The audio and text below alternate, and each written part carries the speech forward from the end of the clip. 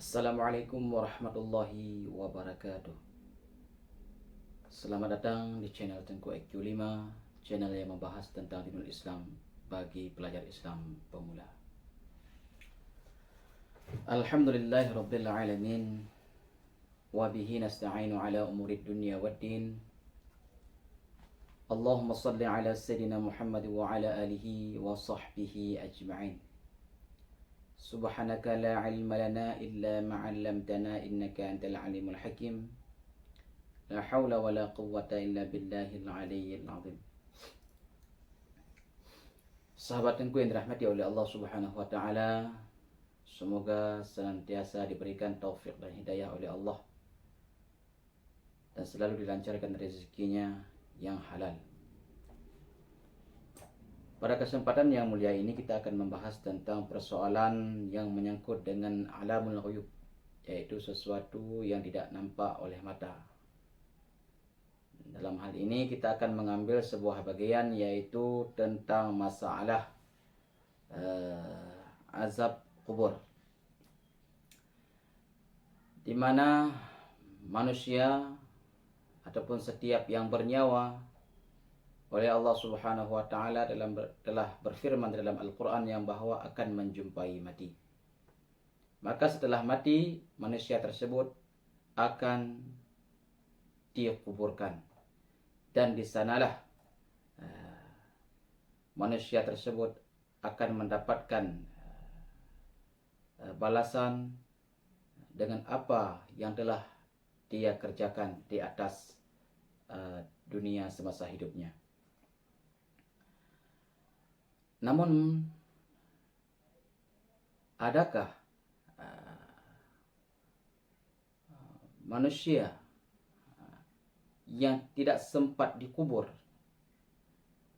yakni yang meninggalnya baik dengan cara dimakan oleh binatang buas, ataupun terbakar sehingga menjadi abu, ataupun tenggelam di lautan dimakan oleh ikan-ikan? Apakah mereka mendapatkan azab ataupun nikmat kubur? Pembahasan ini sudah kita bahas di beberapa pertemuan yang kemarin, bahwa mereka semuanya mendapatkan ganjaran ataupun balasan, baik itu berupa azab ataupun berupa nikmat kubur. Namun mengapa juga nikmat dan azab ini sering dinisbahkan kepada kubur? Jawabannya di sini sudah ada bersama kami sebuah rujukan, yang rujukan ini sudah kita pakai kemarin, yaitu sebuah kitab Tanwirul Qulub yang dikarang oleh Syekh Muhammad Amin Qurdi. Di sini beliau menukilkan, tambihun, innama udhifa al-'adzabu wan-na'imu ila al-qabri li'annahu ghalibun, wa illa fa kullu mayyitin aradallahu ta'ala 'azabahu aw na'imahu nalahu ma aradahu lahu qubira aw lam yukbar. Di sini diidafahkan azab ataupun nikmat itu kepada kubur, itu semata-mata hanyalah perkara yang ghalib saja. Maka hal yang ghalib ini bisa juga tidak terjadi apabila oleh Allah Subhanahu wa taala ingin mengazab ataupun memberi nikmat kepada mayat-mayat yang tidak dikubur. Kemudian oleh beliau melanjutkan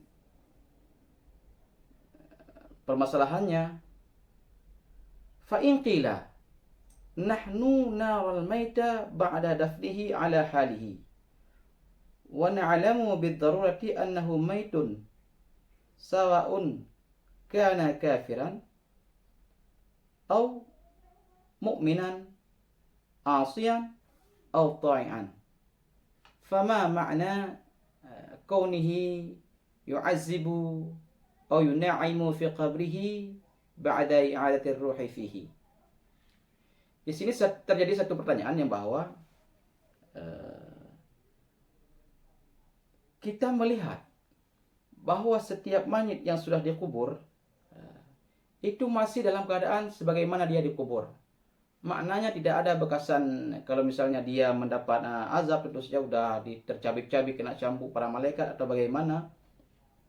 Adapun mereka yang mendapat rahmat, mereka akan diberikan sebuah tanda bahwa itu mereka mendapat rahmat. Tetapi di sini tidak ada perbedaan di antara mayat si kafir ataupun mayat si mukmin, yang asi ataupun yang taat. Maka bagaimana kita membuktikan bahwa mayat tersebut itu mendapatkan nikmat ataupun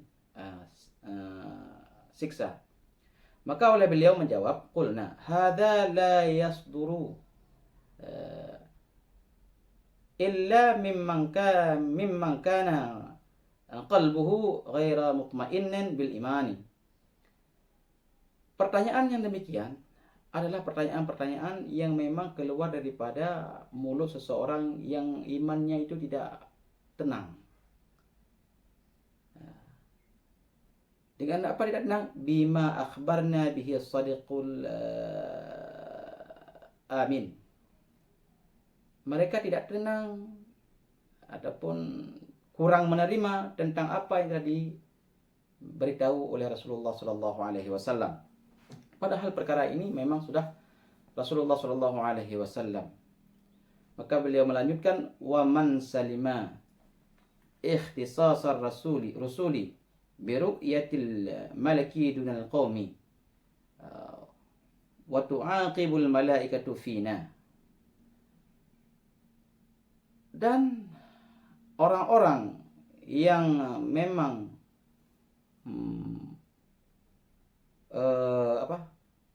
meyakini kekhususan ataupun keistimewaan Rasulullah sallallahu alaihi wasallam, para melihat malaikat dan orang lain itu tidak dapat melihat, dan juga orang-orang yang percaya bahwa malaikat itu selalu mengiringi kehidupan kita, yakni malaikat hufadah, dan juga iblis yang tidak mampu dilihat, la yashakku fi sidqi dzalikal kaifah. Maka orang yang memang imannya tenang, maka dia tidak akan pernah ragu tentang Rasulullah sallallahu alaihi wasallam dan tidak pernah menanyakan timbul dari pertanyaannya bagaimana. Contohnya oleh beliau memberikan contoh, wan naimu yudriku ahwala min sururi wan ghumumi wal alami min nafsihi kama yattafiqu annahu ra'a haytatan talazzaghahu wa yata'allamu wa yusayyihu min dhalika wa ya'riqu jabinuhu wa yanza'iju min makanihi kullu dhalika yudrikuhu wa yata'azza bihi kama yata'azza bihi al-yaqdhan wa nahnu bijiwarihi la nash'uru bi syai'in min dhalika wa dhalika anna al-qabra awwalu manzilin min manzilil akhirati wa kullu ma yata'allaqu bil akhirah fahuwa min alamil malakut.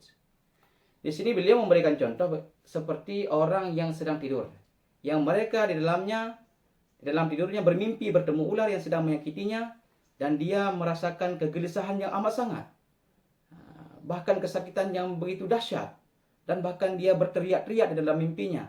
Sedangkan kita yang ada di sampingnya tidak merasakan apa yang dia rasakan. Maka demikian juga dengan azab kubur ini. Tidak mampu dilihat oleh mata kita bukan berarti azab kubur itu tidak ada. Jadi bagaimana juga, karena perkara azab kubur ini merupakan perkara alam malakut. Maknanya alam yang memang mesti kita yakini dan kita imani dengan iman yang jazim. Maka sesuatu yang tidak nampak oleh mata dan tidak teryakini oleh kita, bukan berarti hal itu tidak pernah terjadi. Sebagaimana ini merupakan perkara yang terjadi di alam malakut.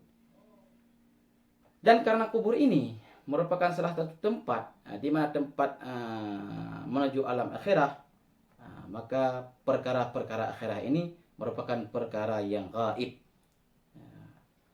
dan tidak dicerna oleh akal kita. Di sini kita hanya butuh iman.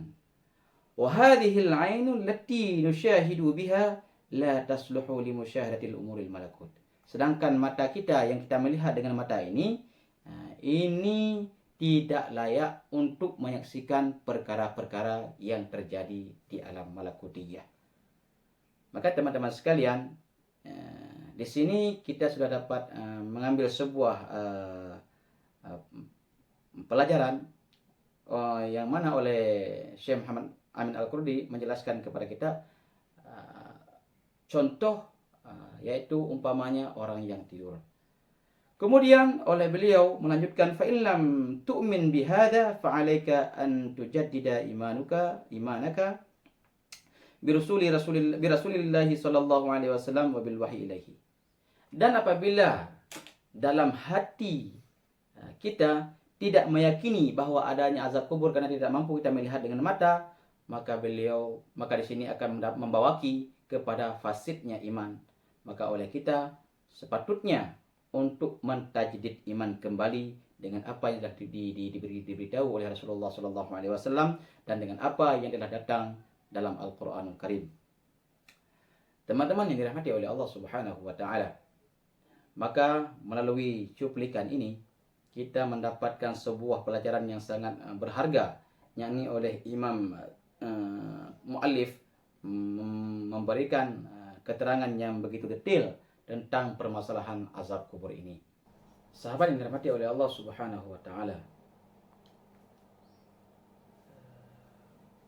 apakah pertanyaan malaikat ataupun soalan malaikat di dalam kubur ini terkhusus kepada umat Nabi Muhammad ataukah ada kepada umat-umat sebelum umat Nabi Muhammad SAW?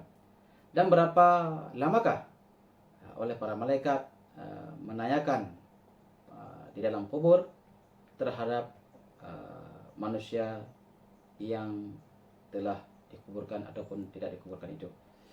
Di sini bersama kita sudah ada sebuah referensi, yaitu karya Imam Al-Bujairimi.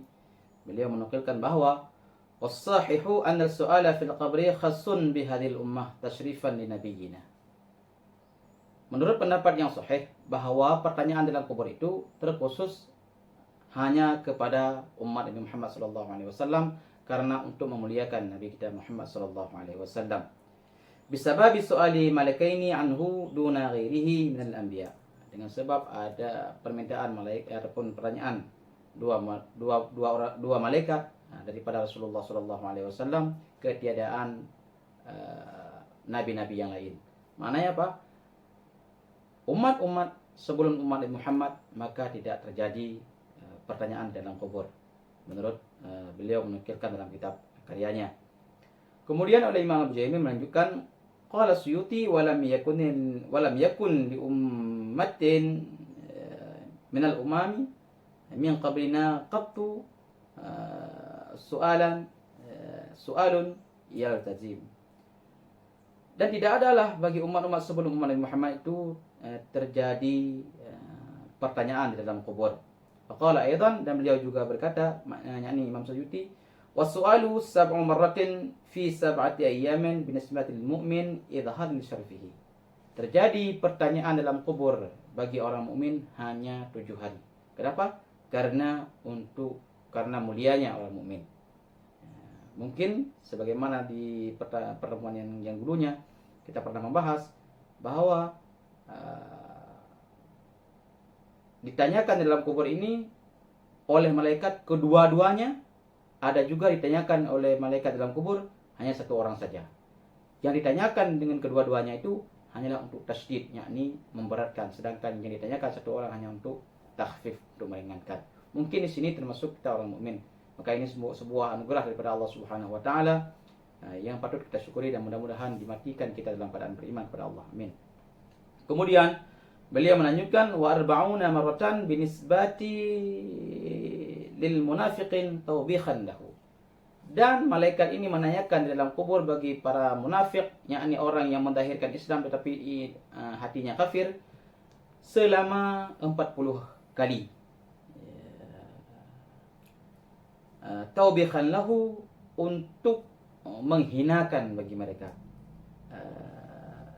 Di sini terjadi pertanyaan 40 kali ini, bisa saja terjadi dalam satu hari selama 40 kali. Setelah itu maka mereka akan menerima ganjarannya daripada Allah Subhanahu wa taala. Sedangkan kita orang mukmin diberikan batasan waktu oleh Allah Subhanahu wa taala untuk menyelesaikan persoalan dengan malaikat ini selama 7 hari. Teman-teman yang dirahmati oleh Allah Subhanahu wa taala, maka kita di sini dapat memahami bahawa sesuatu yang memang terjadi di alam malakutiyah ataupun alam gaib, walaupun hal tersebut tidak diterima oleh akal kita, namun kita mesti wajib mengimaninya. Karena seperti yang kita katakan di awal tadi, sesuatu yang tidak diterima oleh akal bukan berarti tidak bisa diyakini dengan hati, dan bukan berarti tidak bisa diimani dengan hati. Mungkin di kesempatan yang mulia ini hanya demikian yang dapat disampaikan. Mudah-mudahan menjadi khazanah keilmuan bagi kita. Wallahu a'lam bissawab wa ilaihil marji wal ma'ab.